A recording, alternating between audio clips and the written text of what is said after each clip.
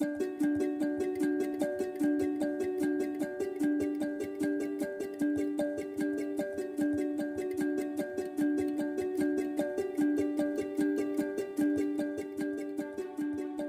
में इस वक्त चूँकि करंट गवर्नमेंट जो है उसने कंस्ट्रक्शन इंडस्ट्री बना दी है, कंस्ट्रक्शन को इंडस्ट्री का दर्जा दे दिया।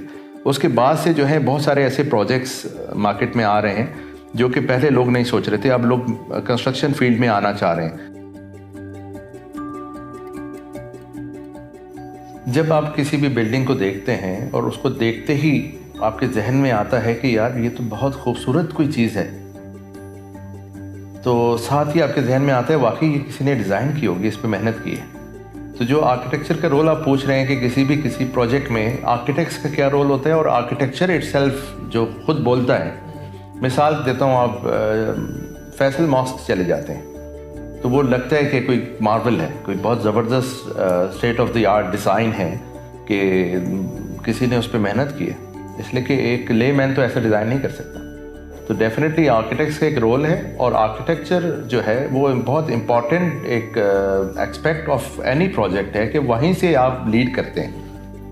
अब मतलब जब तक आर्किटेक्ट उसको कंसीव करके उसको समझे बड़े पर्दे पे नहीं पेश करता, जैसे एक डायरेक्टर होता है, किसी मूवी का आप उसको प्लॉट सुनाते हैं तो वो उसको कंसीव करता है और बताता है कि इसको यहाँ से लेके चलेंगे इस स्टोरी को और यहाँ एंड करेंगे। तो जब देखने वाला देखेगा तो उसको लगेगा यार वाकई ज़बरदस्त फिल्म थी।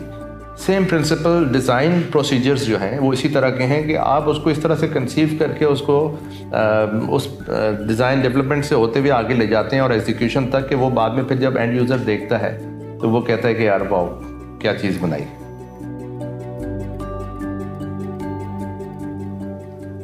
हमारे ऑफिस में बहुत सारे आर्किटेक्ट्स जूनियर आते हैं, इंटर्नशिप करते हैं, उनको हम ट्रेन करते हैं, कोई 1 महीना 2 महीना 3 महीना और किसी को इससे ज़्यादा टाइम भी देते हैं। उनको हम ट्रेन करते हैं और बताते हैं कि भाई आप अगर इस फील्ड में आए हैं तो इस फील्ड में कितना आगे जा सकते हैं और इसमें कितनी क्रिएटिविटी के चांसेस हैं या आगे बढ़ने के चांसेस हैं। पाकिस्तान में बहुत सारी इंस्टीट्यूशंस हैं जो आर्किटेक्चर पढ़ा रही हैं और वहाँ से हर साल काफ़ी आर्किटेक्ट्स ग्रेजुएट होकर निकलते हैं और वो डिफरेंट ऑफिसेस में काम करते हैं और एक्सपीरियंस गेन करते हैं, साल 2 साल 4 साल 6 साल। तो जैसे ही वो सीनियरिटी लेवल पे आते हैं वो अपने अपने ऑफिसेस भी खोलते हैं और उसमें वो डिफरेंट प्रोजेक्ट्स को अटैम्प्ट करते हैं, डिफरेंट असाइनमेंट्स करते हैं, तजुर्बा हासिल करते हैं। तो जो सीनियर आर्किटेक्ट्स होते हैं, चूँकि वो बड़े प्रोजेक्ट्स या ऐसे प्रोजेक्ट्स से गुजर के आए होते हैं जो कि हर आर्किटेक्ट को मौका नहीं मिलता। सपोज़ मैंने ऑलमोस्ट 17 ईयर्स दुबई और अबू धाबी और मिडल ईस्ट में काम किया, मस्कत में भी काम किया, तो पैलेसेस पे काम करने का मौका मिला। तो जूनियर आर्किटेक्ट्स को तो मतलब जूनियर क्या बल्कि बहुत सारे सीनियर आर्किटेक्ट्स को भी पैलेसेस पे काम करने का मौका नहीं मिलता। दुनिया भर में हर जगह तो पैलेसेस बनते भी नहीं, तो इसलिए वो कुछ आर्किटेक्ट्स होते हैं जिनका एक्सपोजर हो जाता है पैलेसेस का। और पैलेसेस पे काम करना एक यूनिकनेस होती है कि मतलब आपका एक डिफरेंट एक तजुर्बा होता है कि आपने पैलेस पे काम किया। सेम प्रिंसिपल मॉल्स पे हर आर्किटेक्ट को मौका नहीं मिलता। तो जो सीनियर आर्किटेक्ट्स होते हैं और जो मॉल पे काम कर चुके होते हैं, लोग उन्हीं के पास जाते हैं कि उनको पता होता है कि इसके पास एक प्रूवन ट्रैक रिकॉर्ड है, वो मॉल पे काम कर चुके हैं। कुछ प्रोफेशनल होते हैं, कुछ ट्रेंड होते हैं। पहले प्रोफेशनल होते हैं, फिर या ये कह लें कि पहले उनके पास क्वालिफिकेशन होती हैं, क्वालिफाइड आर्किटेक्ट्स होते हैं, कुछ प्रोफेशनल आर्किटेक्ट्स होते हैं, कुछ ट्रेंड आर्किटेक्ट्स होते हैं। और इन तीनों को जब मिला लेते हैं तो एक लेजेंडरी आर्किटेक्ट बनता है। जैसे हमारे मुल्क में बहुत बड़े बड़े नाम हैं। तो मैं तो यही कहूँगा जूनियर आर्किटेक्ट्स को कि भाई काम सीखें सीनियर से, उनके पास टाइम लगाएं, टाइम स्पेंड करें, उनकी इज़्ज़त करें। वो आपको कुछ दे रहे हैं, आपको सिखा रहे हैं और उनसे सीखें और फिर मार्केट में जाएं और अच्छे से अच्छे प्रोजेक्ट्स करें। और क्रिएटिव काम करने के लिए हमेशा सोचें कि हर प्रोजेक्ट पहले से बेहतर हो, यूनिक हो। यकसानियत से लोग उकता जाते हैं, उनको हर चीज़ नई चाहिए। तो कोशिश ये करें कि नए से नए प्रोजेक्ट्स, नए से नए कॉन्सेप्ट्स विद नई new amenities, with new architecture, with modern architecture, with post modernism, so इन सब को अडॉप्ट करें और मुल्क को संवारें, मुल्क को खूबसूरत बनाएं, अच्छी बिल्डिंग्स का इजाफा करें। तो इसमें एक ज़रूरी चीज़ ये होती है कि क्लाइंट जो है वो ये सोच कर आते हैं कि हमने इसको आगे बेचना है। तो वो जहन बना के आते हैं कमर्शियल बेनिफिशियली हो और ज़्यादा बेनिफिट्स हों। तो उसमें क्या होता है कि हम फिर उनको गाइड कर रहे होते हैं कि ग्राउंड फर्स्ट और सेकंड में आप कमर्शियल एक्टिविटीज़ रख लें, ऊपर रेजिडेंशियल कर लें, या अगर सराउंडिंग में ऑफिसेज भी हैं तो एक आध फ्लोर उसमें ऑफिस का भी डाल लेते हैं। तो ये तो हो गई एक बेसिक नेसेसिटीज़ जो कि किसी भी प्लॉट को या किसी भी डिज़ाइन को लेके चलते हैं। तो उसमें हम क्लाइंट के रिक्वायरमेंट्स पूछते हैं और फिर उसको कुछ सजेशन देते हैं। किसी भी आर्किटेक्चरल प्रोजेक्ट हो या इंटीरियर डिज़ाइन प्रोजेक्ट हो, उसको एक साथ कंसीव करते हैं। जो डिज़ाइनर्स इंटीरियर डिज़ाइन में एक्सपर्ट होते हैं उनके आर्किटेक्चरल डिज़ाइन बहुत अच्छे होते हैं। उसकी वजह यह है कि वो स्पेसेस को जानते हैं कि स्पेसेस को किस तरह से यूटिलाइज़ करना है और कम से कम जगह ज़ाया हो, ज़्यादा से ज़्यादा व्यू नज़र आ रहा हो, और ओपन स्पेसेस हों, डबल हाइट्स हों, एट्रियम्स हों और एंट्रेंस फोयर्स हों, ये और ग्रैंड एंट्रेंस हो। इवन ग्रैंड जो आपका जो एलिवेज हैं वो वाइड इनफ हों। तो कुछ जगहों पे अगर आप जाएं, यहाँ जो ऑलरेडी डिज़ाइन हो चुके हैं प्रोजेक्ट्स, उसमें आपको स्पेशियस नहीं नज़र आती, नैरो पैसेजेस नज़र आते हैं, थोड़ा सा वो फुटफॉल ज़्यादा होता है। वीकेंड्स पे यूजुअली फुटफॉल ज़्यादा होता है या ओकेजन्स पे डिफरेंट, तो वहाँ पर क्या होता है कि कंजस्टेड हो जाता है। तो इस तरह की चीज़ों को हम जहन में रखते हुए डिज़ाइन करते हैं कि अगर वो पब्लिक बिल्डिंग है तो उसमें कितने फुटफॉल होगा, और मैक्सिमम फुटफॉल अगर हुआ तो उनको कितनी ब्रीदिंग स्पेस चाहिए होगी, उनको कितनी हाइट्स चाहिए होंगी, कितने वाइड पैसेजेस होने ज़रूरी हैं। तो ये सब चीज़ों का हम उसमें ख्याल रखते हैं। जी बिल्कुल, जहाँ तक एमिनिटीज़ का ताल्लुक़ है तो हम एक नया ट्रेंड लाए हैं फर्स्ट टाइम इन पाकिस्तान कि हमने ऐसी चीज़ मुतारिफ़ कराते हैं हर नए प्रोजेक्ट पे जो पहले यहाँ मौजूद नहीं। जैसे द एक्वेटिक मॉल में वर्ल्ड टॉलेस्ट एक्वेरियम है, और एक्वेरियम यहाँ पर है ही नहीं, फर्स्ट ऑफ ऑल ये कॉन्सेप्ट ही नहीं है। तो उसके बाद आप ये देखें कि वर्ल्ड टॉलेस्ट, तो ये एक ऐसी एमिनिटीज़ में शुमार होता है कि जो यहाँ लोग ने अभी तक कंसीव नहीं किया, और ना ही मार्केट में इस तरह की कोई चीज़ अवेलेबल है, पाकिस्तान में ख़ास करके नहीं है। उसके साथ साथ आप देखें हमने इन्फिनिटी पूल, 128 फीट का इन्फिनिटी पूल है, और वो एक बहुत ह्यूज वाटर फीचर है जो अभी तक किसी भी प्रोजेक्ट में आपने नहीं देखा होगा। जिस तरफ वर्ल्ड टॉलेस्ट एक्वेरियम है, सेम प्रिंसिपल इन्फिनिटी पूल है। और इसके साथ साथ आप ये देखें कि हमारे एक और प्रोजेक्ट में हमने एवरी इंट्रोड्यूस की है, जिसमें आपको बर्ड्स मिलते हैं, different kinds of birds from all over the world. तो वो बर्ड्स जो हैं वो आप उस मॉल में या उस मिक्स यूज़ कमर्शियल एक प्रोजेक्ट है उसमें आप जाएंगे तो आपको वो बर्ड्स सारी देखने को मिलेंगी। जिस तरह आप यहाँ मॉल में जाते हैं तो आपको थोड़ी सी बर्ड्स मिल जाती हैं, ऑस्ट्रेलियन बर्ड्स लेके कोई बैठे होते हैं, तो वहाँ प्रॉपर एक आपको केजेस में proper birds with good environment और बहुत हाइजीनिक यूनिक एक एमिनिटी है।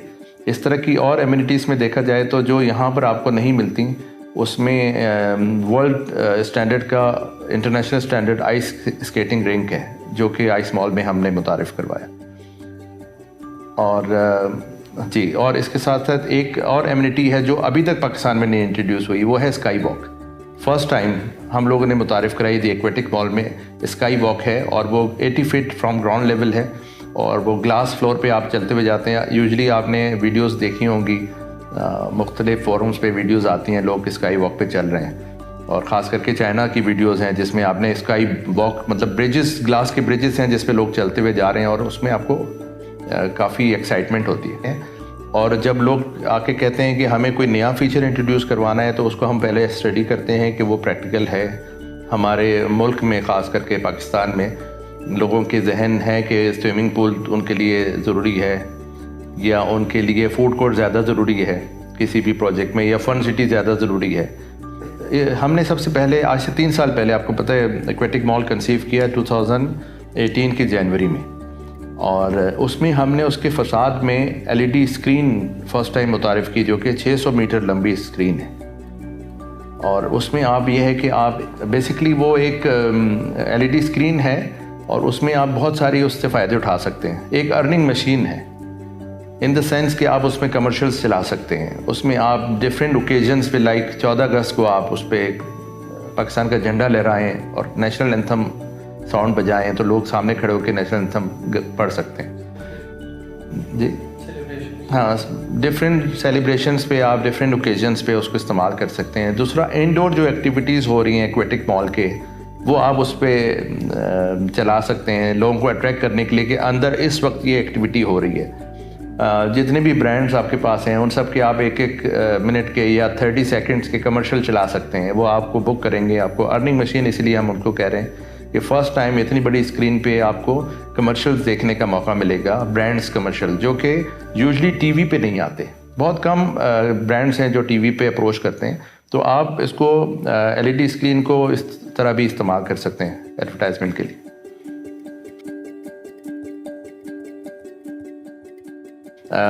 जो हमारे एक्सपीरियंस है उसकी बेसिस पे हम उनको ये बता रहे होते हैं साइट विज़िट करने के बाद कि यहाँ पर कौन सा बिज़नेस ज़्यादा फुलफ़िल होगा या आपको आउटकम उसका मिलेगा या ये जल्दी आप सेल कर सकेंगे। जैसे हमारे जो जिस खत्ते में भी हम रह रहे हैं वो इस्लामाबाद जो कैपिटल सिटी है, रावलपिंडी है करीब तरीन, तो ये ट्विन सिटीज़ जो हैं इनमें इनके पास कुछ चीज़ें ऐसी हैं जो कराची वालों के पास है और यहाँ नहीं है।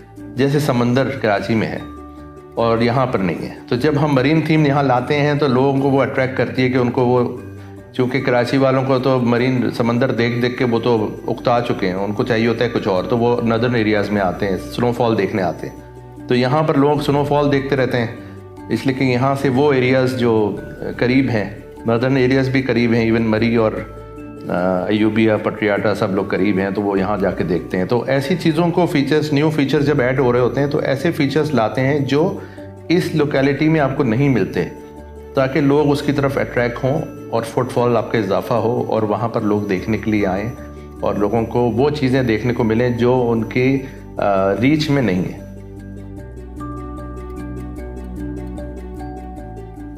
जब क्लाइंट हमारे पास आते हैं डिफरेंट रिक्वायरमेंट्स के साथ, तो हम उनको सबसे पहले तो पूछते हैं कि उस प्रोजेक्ट की यूटिलिटी क्या है, वो क्या डिज़ाइन करवाना चाह रहे हैं। इसलिए कि कुछ क्लाइंट्स माइंड मेकअप करके आते हैं कि हमने रेजिडेंशियल डिज़ाइन करवाना है, घर डिज़ाइन करवाना है, या अपार्टमेंट बिल्डिंग है, या कमर्शियल बिल्डिंग है, या मॉल है, या मस्जिद है। तो सपोज़ वो पहले से जब ये सोच कर आते हैं हमारे पास, तो उनके जहन में होता है, तो हम सबसे पहला सवाल उनको यही पूछते हैं कि आप क्या बनवाना चाहते हैं। उसके बाद क्या होता है, हम साइट विज़िट करते हैं और साइट विज़िट करके हम उसके सराउंड्स में देखते हैं, सराउंडिंग में कौन कौन सी बिल्डिंग्स हैं और वहाँ पर किस किस्म की जेंट्री आती है, उनको क्या क्या चीज़ें उनकी ज़रूरत है। जैसे उसमें आपने सवाल किया कि आप कैसे डिसाइड करते हैं कि बिल्डिंग की फॉर्म्स क्या होंगी या बिल्डिंग होगी क्या, उसकी यूटिलिटी क्या होगी, उसमें कमर्शियल फ्लोर्स कितने होंगे, उसमें रेजिडेंशियल फ्लोर्स कितने होंगे। फ़र्स्ट ऑफ ऑल तो वो लोकेलिटी देखनी ज़रूरी होती है। उसके बाद बिल्डिंग इटसेल्फ, उसकी हमें यूटिलिटी के हिसाब से जो भी फ्लोर प्लान्स होते हैं, कभी कभी तो फ्लोर प्लान्स पहले बनते हैं और कभी प्रपोजल पहले बनाया जाता है, एलिवेशन पहले बनाया जाता है, जिसमें होता है कि फॉर्म्स फॉलोज फंक्शन और समटाइम्स होता है फंक्शंस फॉलो फॉर्म्स। तो जो हमारे फ्लोर प्लान्स होते हैं वो डिक्टेट करते हैं आपको कि आप किस डिज़ाइन की तरफ जा रहे हैं, उसका एलिवेशन क्या हो सकता है। और कभी कभी ऐसा होता है कि आप पहले फॉर्म्स जहन में सोचते हैं कि हमने अगर कोई यूनिक एक स्ट्रक्चर बनाना है और उसको पोस्ट मॉडर्न बनाना है या उसको मॉडर्न लाइंस पे बनाना है या क्लासिकल थीम है। मिसाल देता हूँ, हमारा एक प्रोजेक्ट है दी एक्वेटिक मॉल। एक्वेटिक मॉल चूँकि थीम मॉल है और नाम से ही जाहिर था कि इसका पानी से कोई ताल्लुक़ है, क्योंकि वो मरीन थीम मॉल बनाना चाह रहे थे।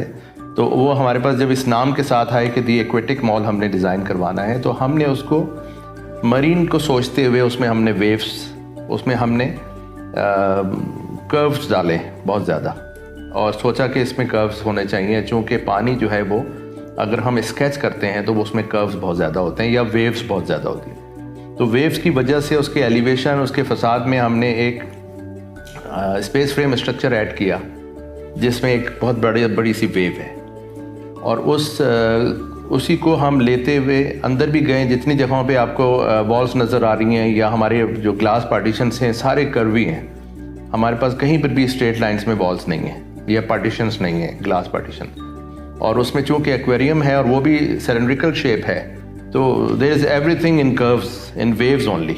तो नथिंग इज स्ट्रेट, सवाए इसके कि आपके फर्श सीधा है और आपकी छत सीधी। इवन छत में भी वेव्स हैं, डिज़ाइन एलिमेंट्स इस तरह के ऐड किए गए हैं जिसमें वेव्स हैं। तो कहने का मकसद जो भी आपकी यूटिलिटी या डिज़ाइन थीम है या नाम से उसकी ज़ाहिर हो रहा है, या क्लाइंट अपनी रिक्वायरमेंट लेकर आया है, या हम उसको सजेस्ट कर रहे हैं। जैसे आइस मॉल, एक्वेटिक मॉल के बाद हमारे पास एक प्रोजेक्ट आया आइस मॉल। हमने आइस मॉल डिज़ाइन किया और हमने, चूँकि वो थीम मॉल का सोच कर आए थे और उन्होंने कहा हमें थीम मॉल चाहिए, तो हमने उनको एक सजेशन दी कि यहाँ पर जिस एरिया में आपका प्लॉट है, जो लोकेलिटी है, वहाँ तक आपको जो क्या कहते हैं, विजिटर्स को आपको वहाँ लाना है, या फुटफॉल आप वहाँ लाना चाह रहे हैं, वो फुटफॉल कैसे आ सकता है, उसी तरह आ सकता है कि कोई यूनिक चीज़ आप उसमें दें। तो आइस मॉल में हमने उनको इंटरनेशनल स्टैंडर्ड का एक स्केटिंग रिंक सजेस्ट किया और उसके पूरे एनवायरनमेंट को आइस की जो थीम है उसमें ढाला। तो ये हमने उनके साथ किया। इस तरह कुछ और प्रोजेक्ट्स भी हैं, जिसमें एक प्रोजेक्ट रिसेंटली हमारे पास आया रोज़िला हाइट्स के नाम से।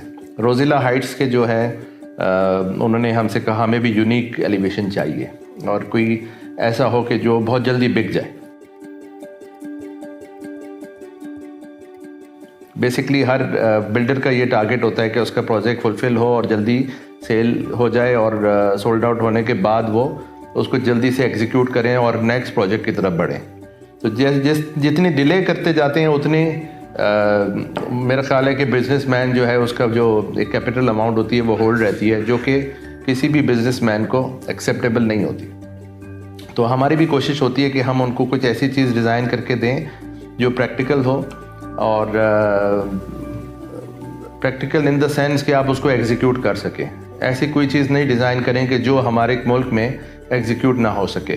तो हम हर प्रोजेक्ट यूनिक ज़रूर करते हैं, और यूनिकनेस के साथ ये भी ख्याल रखते हैं कि वो एग्जीक्यूशन के वक्त किसी किस्म की कोई प्रॉब्लम्स ना हो, और वो एलिमेंट्स जो उसमें इस्तेमाल हो रहे हैं, जैसे स्पेस फ्रेम स्ट्रक्चर है और कर्व वॉल्स जो मैंने आपको जिक्र किया, पार्टीशन वॉल्स, तो कर्व ग्लास अवेलेबल है या नहीं है, ये सब चीज़ों की हम होमवर्क करने के बाद ही डिज़ाइन में इम्प्लीमेंट करते हैं, और मार्केट में सर्वे कर लेते हैं और कौन कौन से वेंडर्स अवेलेबल हैं उनके साथ एक मीटिंग भी कर लेते हैं। उसके साथ हम MEP डिज़ाइन इंजीनियर्स जो हैं हमारे, उनके साथ भी बैठ के डिस्कस कर लेते हैं कि मरीन थीम अगर मॉल है तो उसमें पानी कहाँ कहाँ इस्तेमाल हो रहा है, और उसके सिलेंड्रिकल शेप जो एक्वेरियम आ रहा है, जो वर्ल्ड टॉलेस्ट एक्वेरियम होगा इंशाल्लाह, तो उसमें कितना पानी होगा, उसके लिए आपको वाटर टैंक्स किधर किधर चाहिए।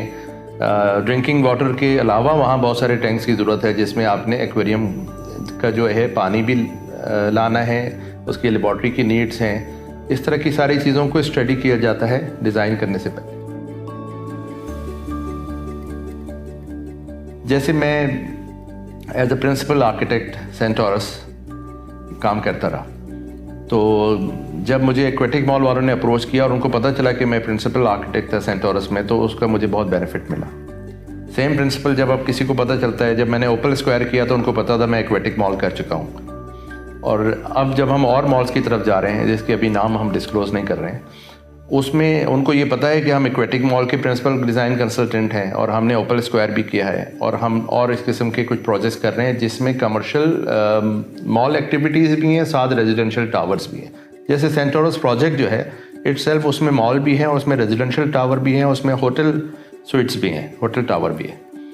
तो जूनियर आर्किटेक्ट्स के पास ये एक्सपीरियंस नहीं होता, लेकिन आप उनके पास जाते हैं, वो कोशिश करते हैं, इसलिए कि डिज़ाइन की उनको साइकी पता होती है, पढ़ी होती है उन्होंने, तो वो उसको लेके चलते ज़रूर हैं, लेकिन चूँकि तजुर्बा नहीं होता तो कुछ जगहों पे मार खाते हैं, इस इन द सेंस कि वो उसको उनका एक्सपोजर ना होने की वजह से उसको वो 360 एंगल पे नहीं देख रहे होते, कि हर चीज़ उनके जहन में नहीं होती at the time of designing. जब वो स्केच कर रहे होते हैं या उसको बेसिक स्पेस प्लानिंग कर रहे होते हैं, तो उनके पास एक्सपर्टीज़ ना होने की वजह से या तजुर्बा ना होने की वजह से कुछ चीज़ें वो उसमें से मिस कर जाते हैं, जिसकी वजह से उनके डिज़ाइन में और एक सीनियर आर्किटेक्ट के डिज़ाइन में काफ़ी फ़र्क होता है।